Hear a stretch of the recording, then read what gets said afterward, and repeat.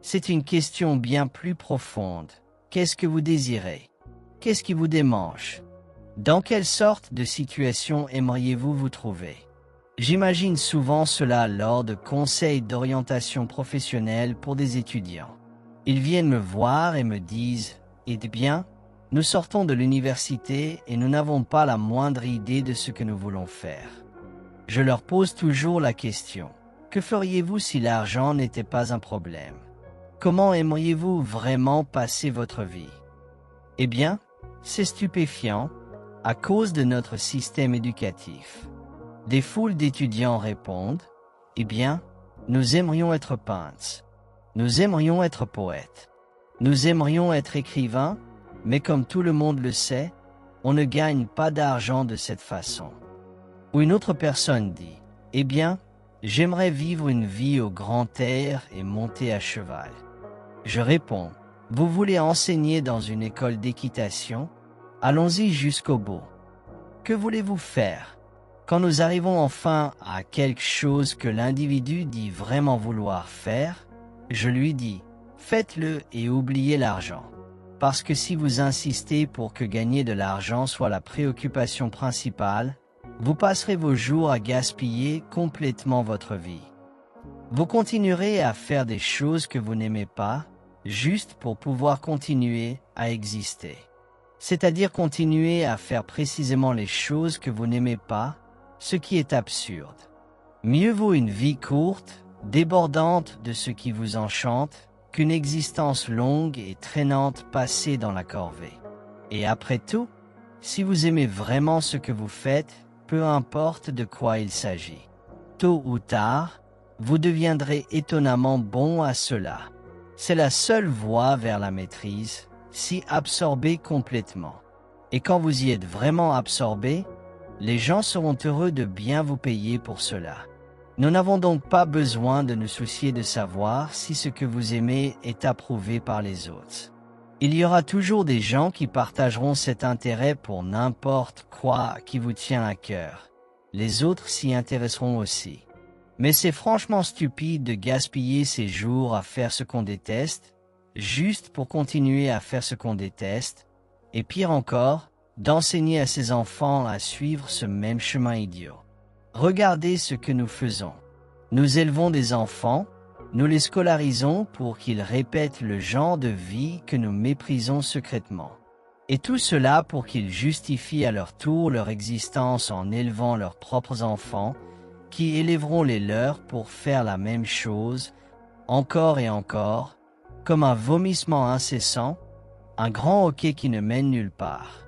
Il devient donc terriblement important de s'asseoir avec cette question.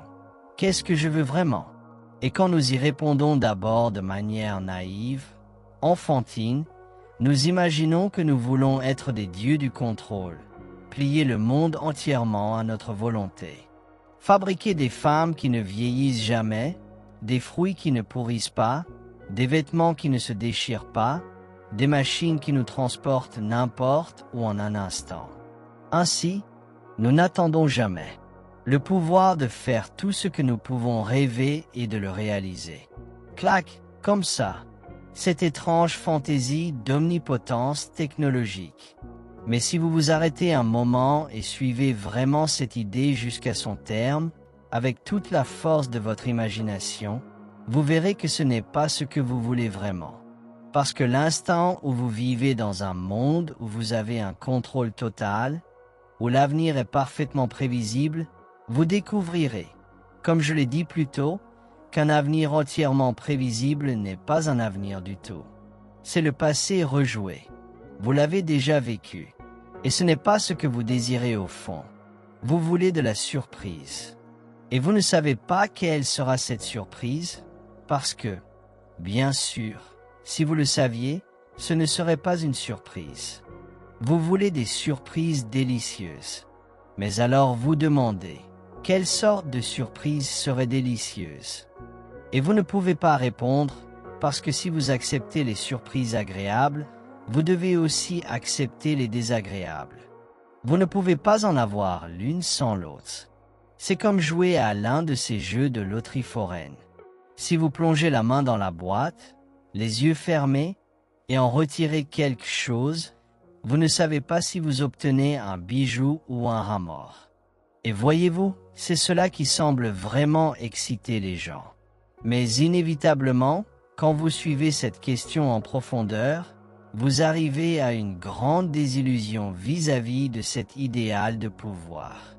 Être puissant, être aux commandes, ce n'est pas ce qu'une personne saine d'esprit veut vraiment. Vous pourriez objecter. Mais n'est-ce pas esquiver la responsabilité? Si vous étiez vraiment un être humain responsable, vous chercheriez le pouvoir et l'utiliseriez sagement pour le bien de tous. Très bien, alors, le bien de tous, qu'est-ce que c'est exactement? Demandez-leur. Demandez aux gens.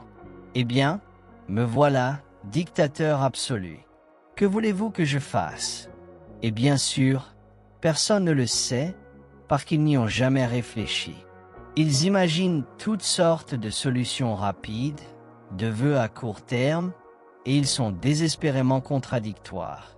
Parce qu'en fin de compte, personne, je dis bien personne, ne veut vraiment être Dieu.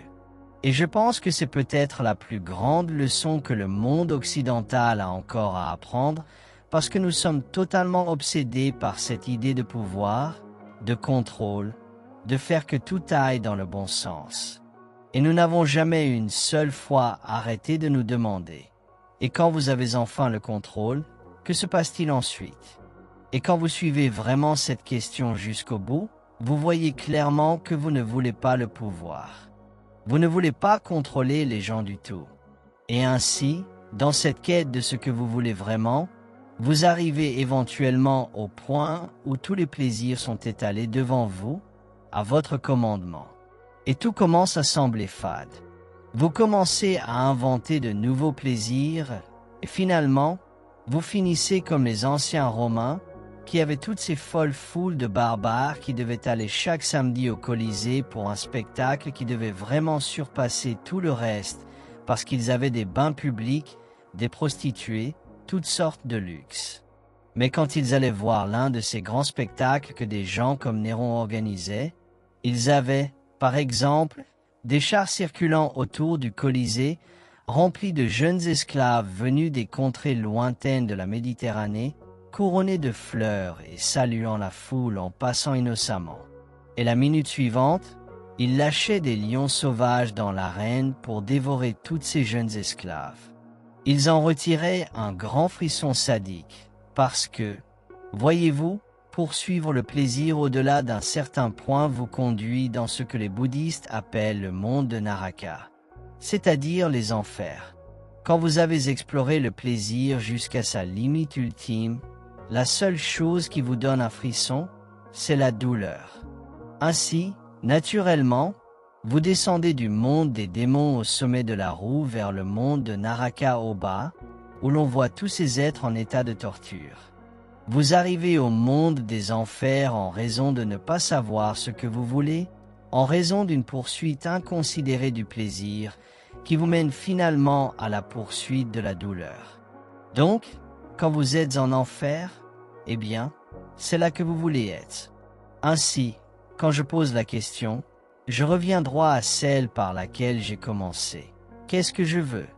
La réponse, je ne sais pas. Quand Bodhidharma fut interrogé sur son identité, ce qui est une autre forme de la même question, il répondit, « Je ne sais pas. Planter des fleurs auxquelles viennent les papillons. » Bodhidharma dit, « Je ne sais pas. Peu importe. » Eh bien, quand vous ne savez pas ce que vous voulez, vous avez vraiment atteint l'état de non-désir. Quand vous ne savez vraiment pas, voyez-vous, il y a un stade initial de non-savoir et un stade final de non-savoir. Au stade initial, vous ne savez pas ce que vous voulez parce que vous n'y avez pas pensé ou seulement de manière superficielle. Puis, quand quelqu'un vous force à y réfléchir et à passer en revue, « Oui, je pense que j'aime ceci. Je pense que j'aime cela. Je pense que j'aimerais l'autre », c'est le stade intermédiaire. Ensuite, vous allez au-delà. Vous dites, est-ce vraiment ce que je veux? À la fin, vous dites, non, je ne pense pas que ce soit ça. J'en serai peut-être satisfait un moment, et je n'y mettrai pas mon nez de travers, mais ce n'est pas vraiment ce que je veux. Pourquoi ne savez-vous pas vraiment ce que vous voulez? 2 raisons. La première, vous l'avez déjà. La seconde, vous ne vous connaissez pas, parce que vous ne le pourrez jamais. La divinité n'est jamais un objet de sa propre connaissance. Tout comme un couteau ne se coupe pas lui-même, le feu ne se brûle pas lui-même, la lumière ne s'illumine pas elle-même. C'est toujours un mystère infini pour elle-même. Je ne sais pas. Ce « je ne sais pas » est la même chose que « j'aime ». Je lâche prise. Je n'essaie pas de forcer ou de contrôler. C'est la même chose que l'humilité. Chaque fois que vous, pour ainsi dire, laissez volontairement tomber le contrôle, en d'autres termes, que vous cessez de vous agripper à vous-même, vous accédez à un surcroît de pouvoir, parce que vous gaspillez de l'énergie tout le temps en autodéfense, en essayant de gérer les choses, en forçant les événements à se conformer à votre volonté. Le moment où vous arrêtez cela, cette énergie gaspillée devient disponible. Ainsi, en ce sens, vous avez cette énergie à disposition. Vous êtes un avec le principe divin. Vous avez l'énergie. Cependant, quand vous essayez d'agir comme si vous étiez Dieu, c'est-à-dire que vous ne faites confiance à personne, que vous êtes le dictateur et que vous devez tenir tout le monde en ligne, vous perdez l'énergie divine, parce que ce que vous faites, c'est simplement vous défendre. Le principe est donc, plus vous le donnez, plus il vous revient.